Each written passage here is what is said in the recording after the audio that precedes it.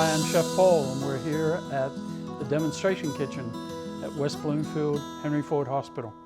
And today we're going to talk about salad dressings. One of the most overlooked areas of calorie control is with condiments and salad dressings and things like that.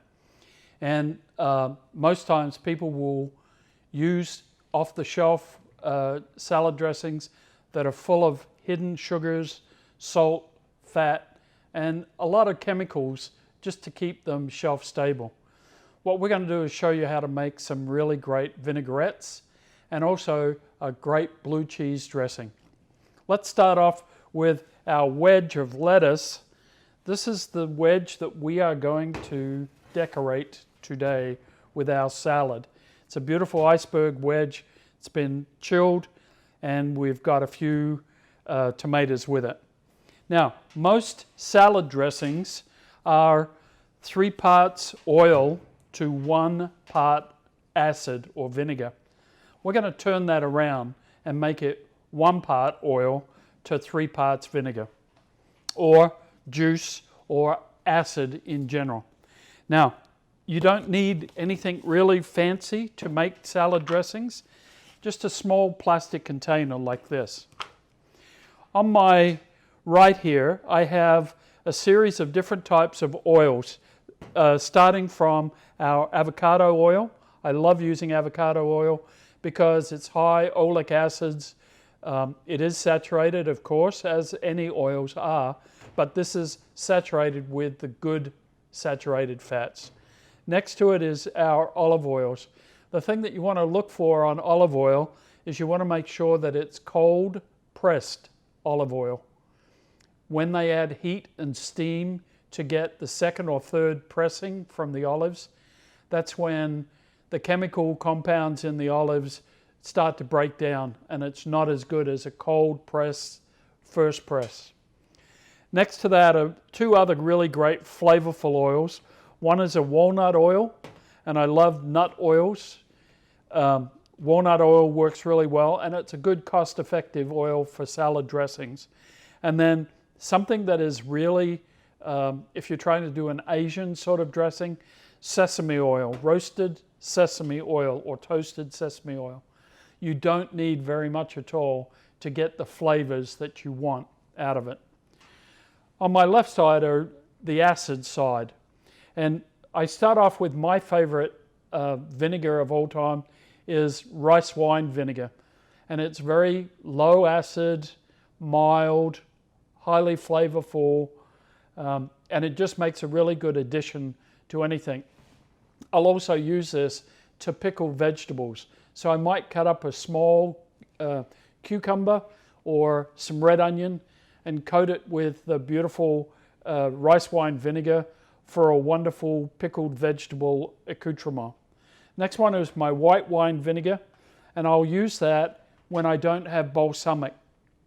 It'll give me the same sort of flavor, but a balsamic, most dark balsamics turn your food brown, and that's not too appealing from an eye perspective. Third one here is apple cider vinegar. Apple cider vinegar is one of the healthiest vinegars. It sets up really good gut properties for you. And a lot of people actually drink a tablespoon of apple cider vinegar early in the morning. Next one is the white balsamic. And again, I prefer a white balsamic to a dark balsamic because it doesn't affect the color of the food that I'm looking at. Last but not least is not really an acid, but it's a really, really great additive to salad dressings to give it a little heat and a little pep. And this is the mild jalapeno from Tabasco. It's a really great way to go. You can always, as I said, use fresh juices like lemons and limes and make sure that they are fresh and not from a little plastic container that sits in your refrigerator. Let's start off with a regular vinaigrette. So we're going to start off with 1 part, and it doesn't really matter how big the part is. It is just typically 1 part. So you might have a measure, or you could do it with a small container. let me add the garlic that I was going to add here to my dressing and use this as my measure. This is 1 part oil. And now let's take a white, let's take the apple cider vinegar. There's the mother on the bottom. You give it a shake.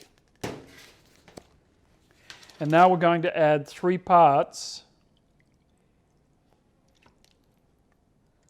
apple cider. For a little bit of sweetness, you could add agave if you wanted to add a little sweetness, or a little bit of the mild jalapeno just to give it a little zazz. Always add freshly ground pepper.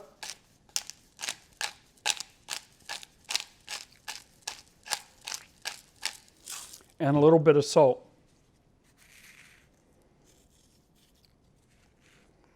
Now, if you wanted to make this an Italian type dressing, you could add dried herbs, dried Italian herbs. And that would be an Italian vinaigrette. Okay, very simply. And now you just give it a shake. If you wanted to add garlic, you could add, we added garlic to it. Give it a good shake. And there is your vinaigrette. Now it is a little runny. There are natural things that you can add to this to thicken it up. One of them is agar, and the other one is a food starch that that helps people that can't swallow very easily, and it's almost like a potato starch, and that will help thicken the dressing.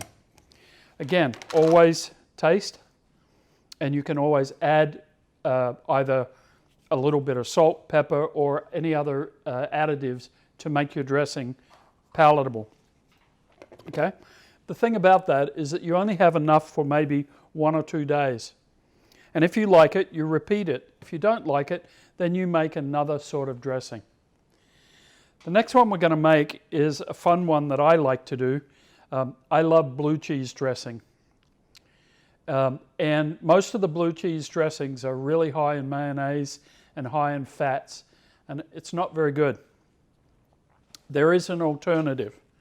There is one that is made out of Greek yogurt, and this is only 35 calories per serving.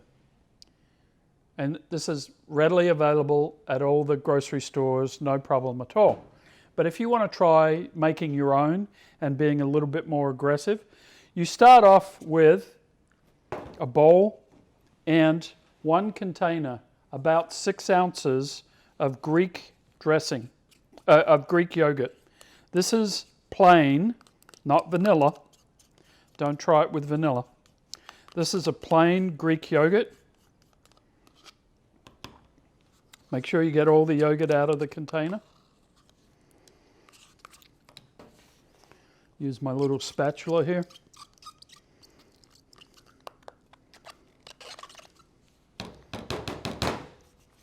We're going to use some avocado mayo. This is mayonnaise that's made with avocado oil, similar to what we were using earlier in our dressing. Okay?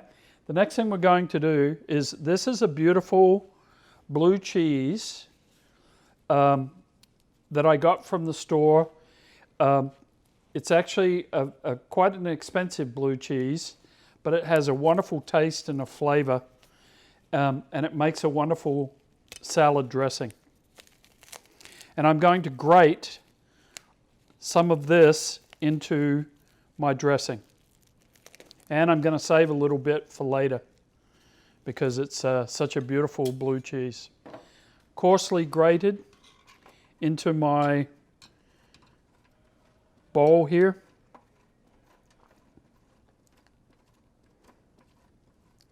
Just like that.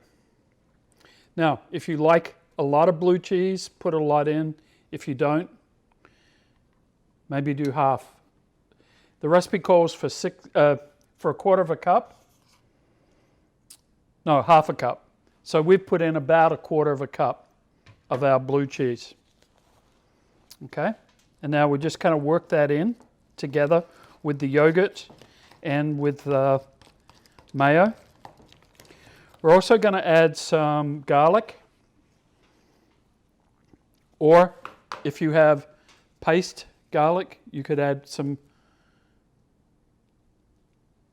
paste garlic into it. All right, we're going to add some white wine vinegar, about a teaspoon.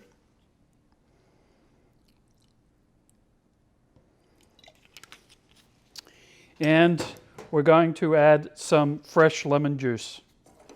Again, make sure that you're using fresh fruit and not synthetic lemon juices.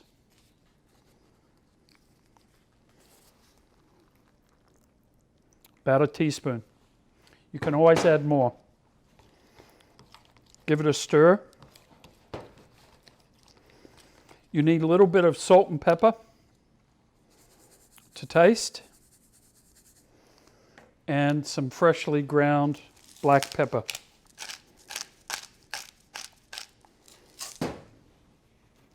And there, my friends, is a great and easy blue cheese dressing for this wonderful wedge of lettuce and tomatoes.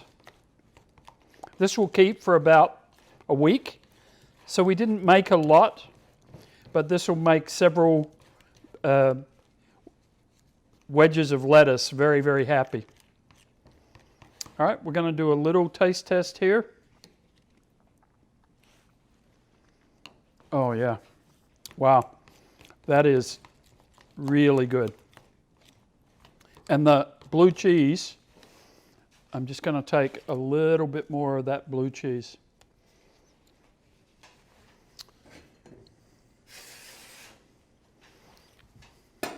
Let's put a nice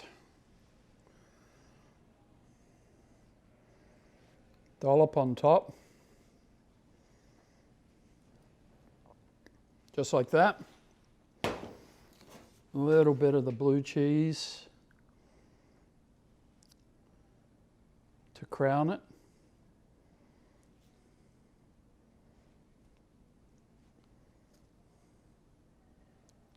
There we go. And then I have a couple of lardons. Lardons are just thick cuts of bacon that have been cooked up, and that's going to add to our iceberg lettuce here. Again, to finish it off, freshly cracked pepper. And there we have our beautiful iceberg wedge of lettuce, iceberg lettuce, with a blue cheese dressing. And again, you could have used any of your others. We hope you'll enjoy and make your own dressings because they're so easy to make. The variations are unbelievable. There's so many different types of vinegars, so many different types of oils and combinations. And don't forget to use some fresh fruits as well. I'm Chef Paul from the kitchen. I hope you've enjoyed our series. From my heart to your table. Thank you.